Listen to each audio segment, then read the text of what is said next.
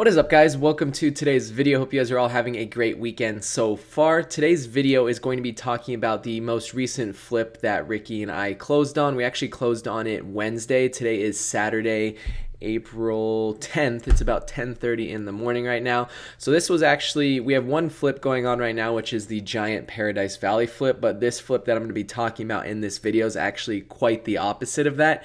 It was by far the quickest, by far the cheapest, and by far the highest profit per day that we've had on any flip we've done so far. So I'm excited to break this down for you guys.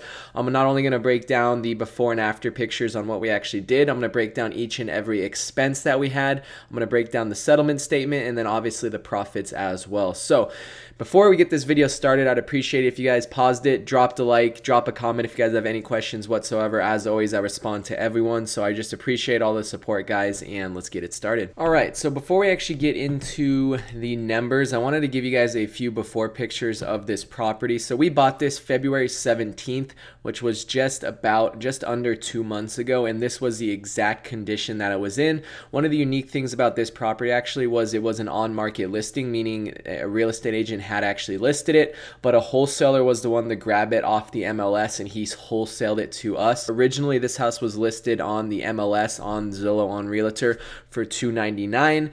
He locked it up for $290, which was a smoking deal for him. Whoever did that did a wonderful job on being able to source this property and get it for a great deal. He then wholesaled it to us for $304,000. And with closing costs, we were about $306,000 to close this property. So here are some pictures. We're just going to go through it really quickly, and then I'm going to show you guys some after pictures as well, just so you guys can get an idea on the condition. It didn't need a lot of work, guys. Like, you guys are going to see some of the before and afters. We actually didn't change anything whatsoever here.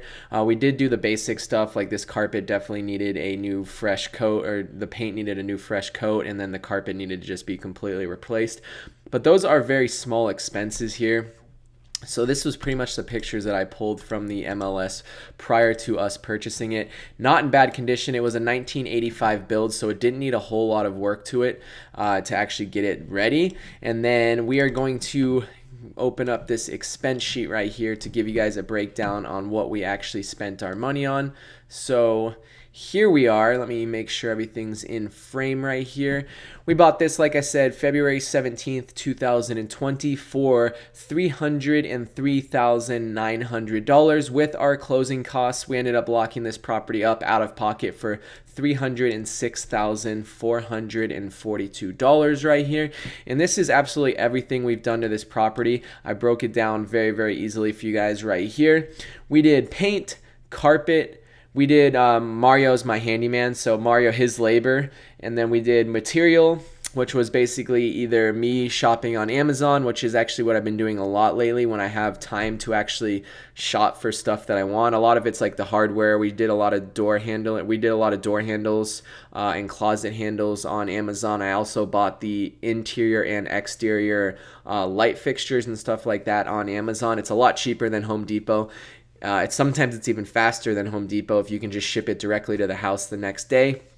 And then it's also, you just get way more variety on Amazon as well. So I've been shopping a lot more on Amazon lately as opposed to last year, where I was actually sourcing a lot of my stuff at Home Depot, which, I mean, sometimes it works, sometimes it doesn't, but that's what the material is right here. Landscaping was actually one of our highest expenses just because it was a pretty big yard and it needed a lot of work done to it. Those pictures I showed you actually didn't really showcase the entire yard and what it needed to be. And then we hired some cleaners for $180, which I always recommend. It just makes it's like the icing on the cake for a flip, getting a good little deep clean in on the property. So paint, we did interior and exterior. My guy is $1 a square foot, which is an outstanding deal.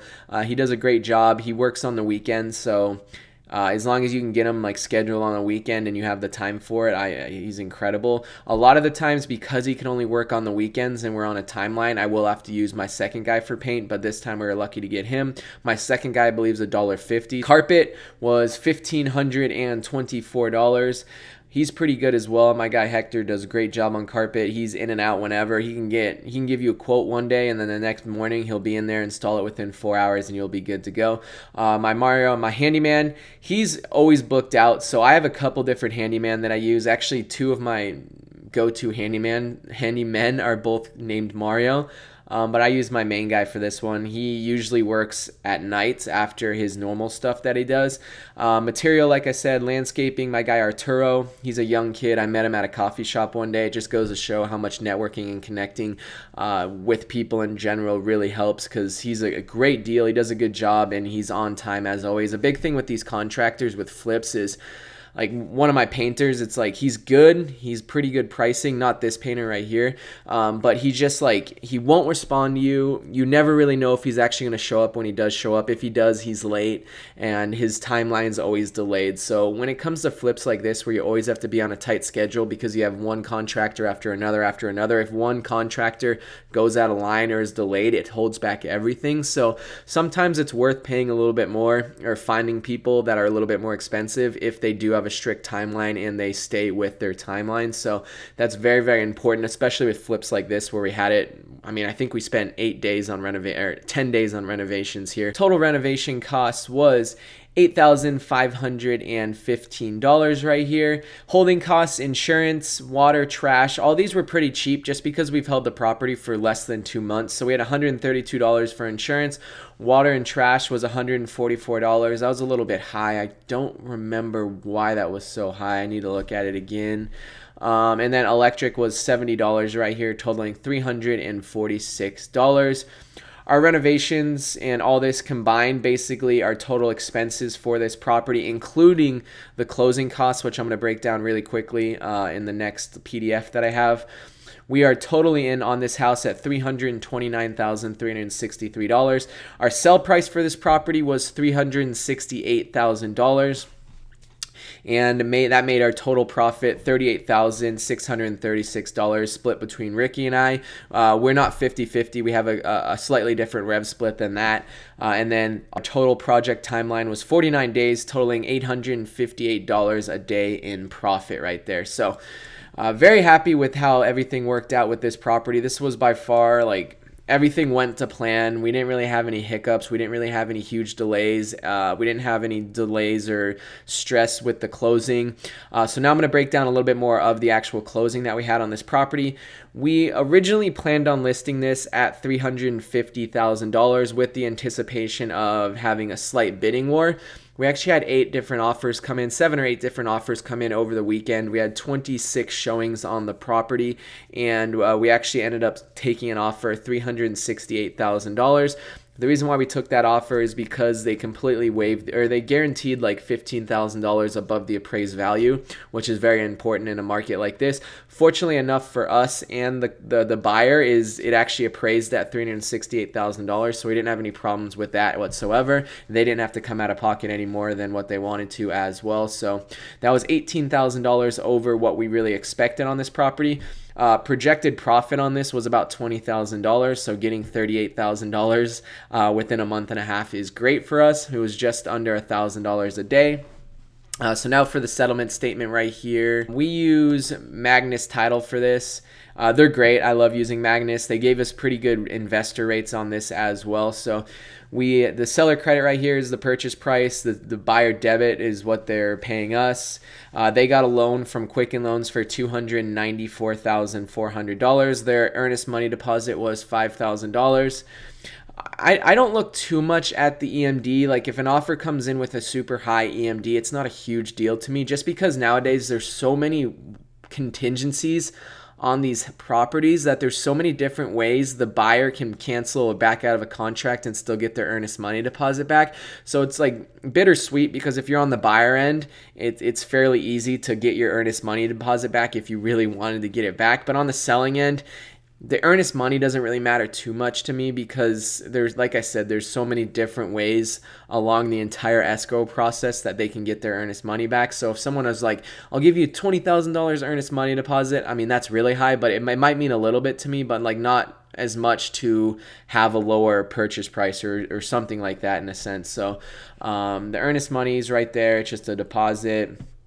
Escrow fees, we did get investor rates. So if you guys ever see a settlement statement where like one rate on one side of the settlement statement is cheaper than the other or less than the other, then it means they most likely got investor rates. So we paid $450 for escrow fees and they paid $643 for escrow fees. Commissions down here, once again, I took my 1%, which was $3,680. Out of this, I only got 80% of that. So I think from an agent perspective on this deal, I think I got like $2,900 out of it. This was a pretty straightforward deal, so that's fine with me.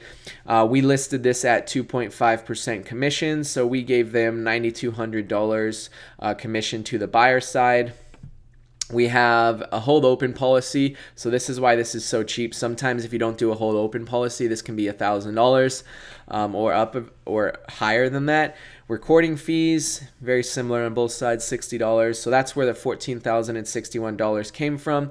And we basically got a check the other day for $353,938 from this $368,000 purchase price, which brought us up to that profit of $38,636. So one last thing before we end this video is I want to actually show you guys some after pictures so you guys can kind of get an idea on exactly what we did here. Here's what we had going on. Like I said, we painted the outside. We went with a off-white, which I really like. If you do straight like pure white and pure black, I think it can look a little bit cheap. It really depends. So we did a little off white here and we did an iron ore, or which is like an off black color, and I think it came out really good. So here is the front of it. Not the best pictures, but we were like really rushed when my photographer came in to do these pictures. I wish my painter had done actually a little bit more trim work. We could have done all this like black trim. I think it would have looked a little bit better, but that was just me not really telling him what to do. I was just like, I want black and white, and you can figure out like what you want to paint, what you don't want to paint. So that was a lack of communication there. I really like it. We did Swiss coffee for the white if you guys were interested. This is what we did on the inside right here. So we painted the inside toasty gray, which is a gray with a brownish undertone. They're starting to slowly move out of this color and going with even lighter tones. So on my personal house, I think I'm going to go with a little bit of a lighter tone on here. So I'm excited to actually paint my own house. Like if you guys can see right here, we even left the fan and stuff like that. Like that's how little we did on this property. But it was just the kind of market that we're in. We didn't do anything to the kitchen whatsoever. We literally, it looks like the exact same picture from before except for the paint. We could have painted the cabinets. We could have threw some countertops on there. We could have done some new appliances, but our expenses would have went up probably another $5,000, and I don't think the purchase price would have changed much at all. This was the bathroom. The bedrooms, we didn't do anything. We painted everything, threw new carpet in, painted the baseboards.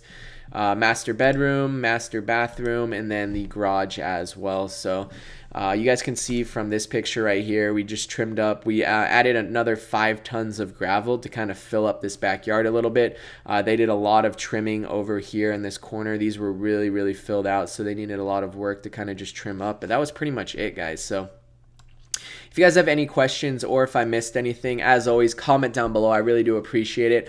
Right now, we're in the stage where it's kind of like things are so aggressively priced right now, even from a wholesaler standpoint, where it's like we're getting wholesalers sending us properties of like they're overvalued for us, so it's like us trying to do work to them and resell it like doesn't make sense. So I think it's going to be a little bit slower over the next couple months here for the flips, but we're going to try to stay focused and at least lock up one within the next month or so here. We don't have a whole lot going on right now, so it's a little bit slower for me, but it kind of just comes in waves, guys. Like it's so up and down. We had these last 2 months here were so busy for us because we had 3 flips going on, and now we only have 1 left, and the one that we're working on is actually going to get listed next week, so we're going to have a lot of downtime, but it is what it is. We're going to try to build up our marketing as well. We're going to try to do more direct to seller marketing, so we can actually kind of cut out that wholesaler in a sense and go direct to seller and purchase from them and then flip it. So that's like the end goal for all of this, is where we don't really need that wholesaler to find us deals, where we kind of source our own deals, but that's going to take a lot of marketing. a lot of time. It's going to take a lot of building up. Like, I don't think we're going to get a lot of leads right away, and it's just going to take like a lot of it's going to be a big learning curve for us as well, because we're so used to getting wholesalers basically handing us an offer and just putting it on like a silver platter, where we're trying to get out of that and cut a little costs out of there too, and just get more deals in a sense, because there's so many flippers nowadays, especially in Arizona, where it's like we're getting people that are paying over what it's even worth just because they want to like flip a property. So it's not, a lot of these deals aren't making sense financially for us right now. But yeah, if you guys are looking in the Arizona area, I am a licensed real estate agent out here in Arizona. I've helped multiple clients this year lock up properties.